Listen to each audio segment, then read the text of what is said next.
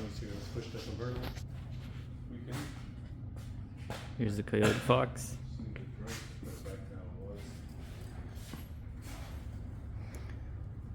There's no way to do that header. I mean, turbo kit. If you get rid of this, you can easily fit.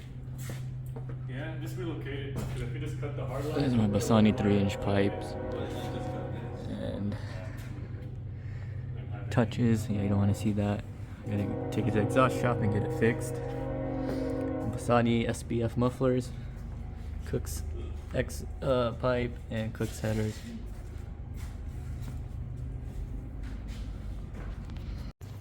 And then this is a T56 transmission on here, and T56 0304 Cobra. Sorry, this is from 0304 Cobra T56 0304 Cobra stock drive shaft.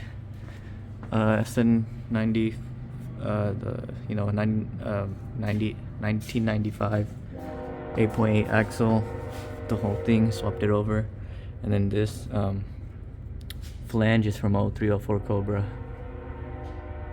So you have to change the flange to install the drive shaft, and everything fits perfect. So yeah.